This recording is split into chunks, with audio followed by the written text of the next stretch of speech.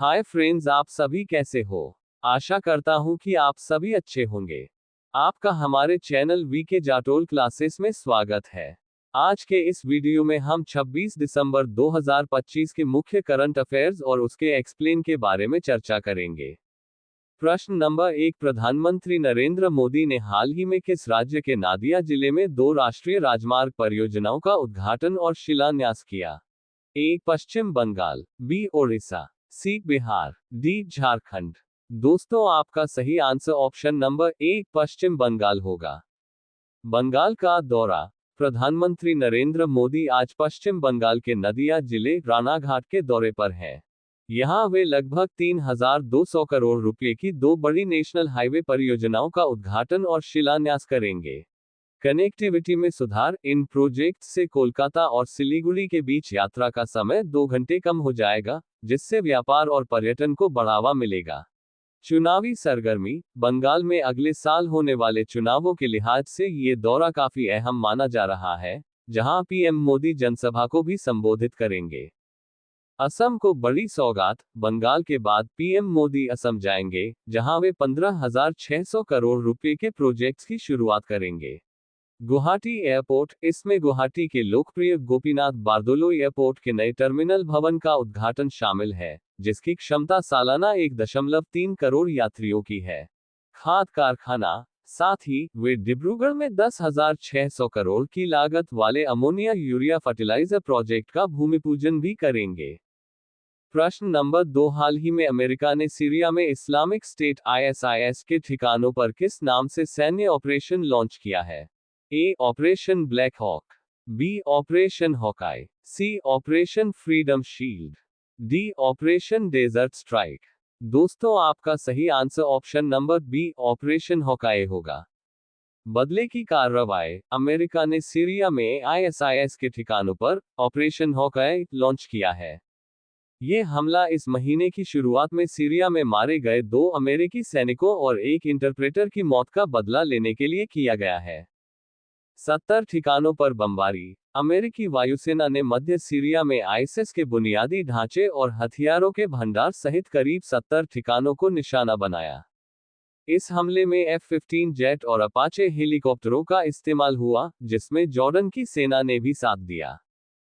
Trump की चेतावनी। राष्ट्रपति डोनाल्ड ट्रंप ने इसे गंभीर जवाबी कार्रवाई बताया और कहा कि अमेरिकियों को निशाना बनाने वाले आतंकवादियों को बख्शा नहीं जाएगा। उन्होंने साफ किया कि यह युद्ध की शुरुआत नहीं बल्कि एक कड़ा संदेश है। नुकसान।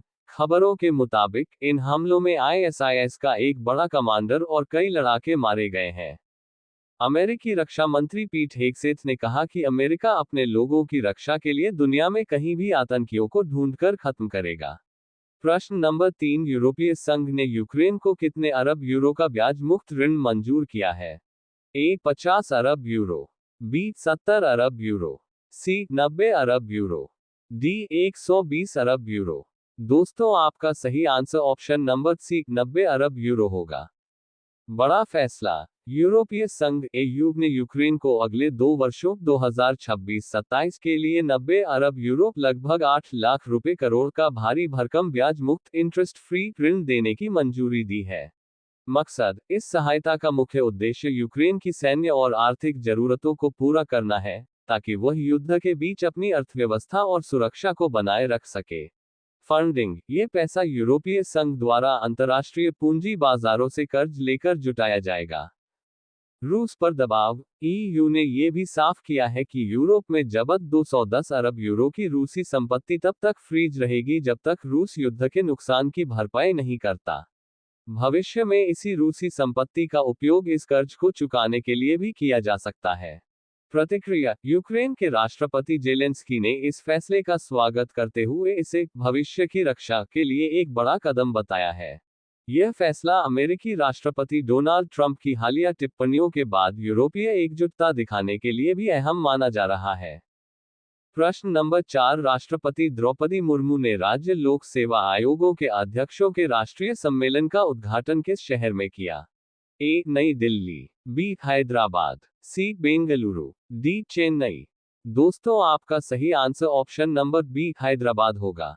स्थान और कार्यक्रम। राष्ट्रपति द्रौपदी मुर्मू ने हैदराबाद की रामोजी फिल्म सिटी में लोक सेवा आयोगों (PSCS) के अध्यक्षों के 26वें राष्ट्रीय सम्मेलन का उद्घाटन किया।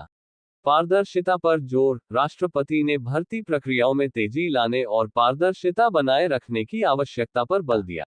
उन्होंने कहा कि आयोगों को आधुनिक चुनौतियों का त्वरित समाधान खोजना चाहिए। विकसित भारत का लक्ष्य। उन्होंने कहा कि 2047 तक विकसित भारत बनाने के लिए देश को ईमानदार और बेहतरीन लोक सेवकों की जरूरत है। उम्मीदवारों की सत्यनिष्ठा और लैंगिक संवेदनशीलता (जेंडर सेंसिटिविटी) को सर्वोच्च प्राथमिकता दी जानी चाहिए। सेंटर ऑफ एक्सीलेंस यूपीएससी के अध्यक्ष डॉक्टर अजय कुमार ने बताया कि आयोगों की क्षमता बढ़ाने के लिए जल्द ही एक सेंटर ऑफ एक्सीलेंस स्थापित किया जाएगा। अन्य अतिथि कार्यक्रम में तेलंगाना के राज्यपाल जिष्णु देव वर्मा और अन्य वरिष्ठ अधिकारी भी मौजूद रहे। सुरक्षा के लिहाज से पूरे रामोजी फिल्म सिटी क्षेत्र को नो फ्लाई जोन घोषित किया गया है। प्रश्न नंबर 5, दुनिया का सबसे बड़ा मखाना फॉक्सनट उत्पादक देश कौन बन गया है? ए. भारत, बी. चीन, सी. Japan, D. वियतनाम। दोस्तों, आपका सही answer option number A Bharat होगा।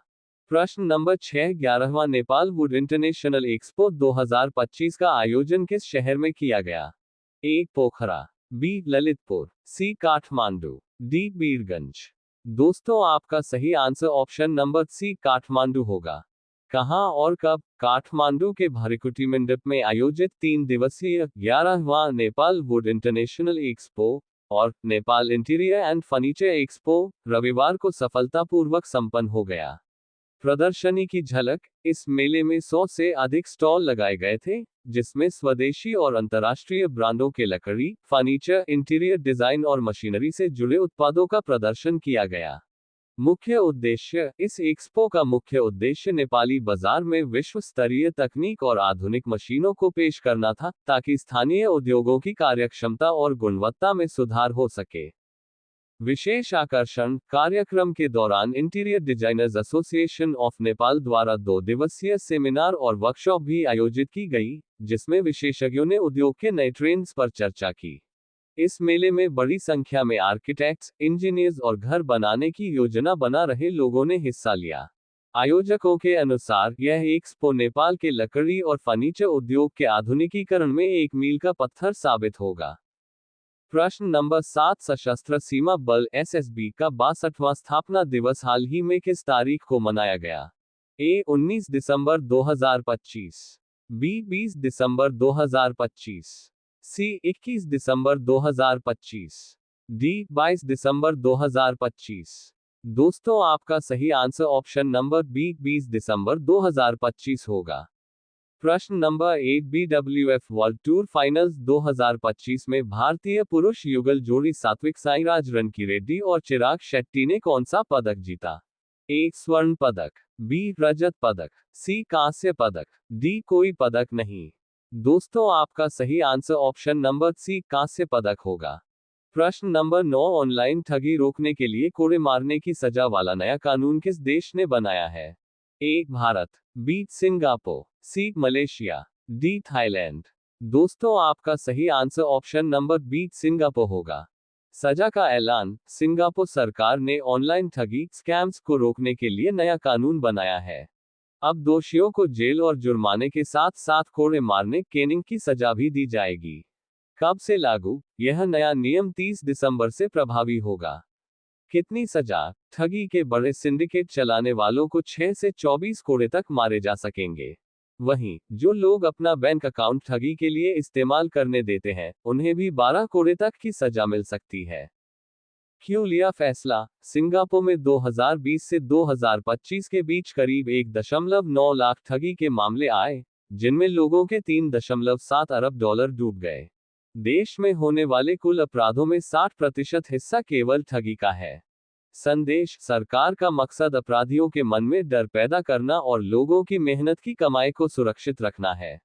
अब सिंगापुर में ठगी करना सिर्फ जेल जाने तक सीमित नहीं रहेगा, बल्कि यह शारीरिक दंड का भी कारण बनेगा। प्रश्न नंबर 10, केंद्र सरकार ने BSF में पूर्व अग्निवीरों के लिए आरक्षण की सीमा कितनी कर दी है? ए 10%, बी 25%, सी 40%, डी 50%। दोस्तों आपका सही आंसर ऑप्शन नंबर डी 50% होगा। आरक्षण में भारी बढ़ोतरी। केंद्र सरकार ने सीमा सुरक्षा बल बीएसएफ में पूर्व अग्निवीरों के लिए आरक्षण की सीमा को 10% से बढ़ाकर 50% कर दिया है। यानी अब कांस्टेबल भर्ती की आधी सीटें अग्निवीरों के लिए सुरक्षित होंगी।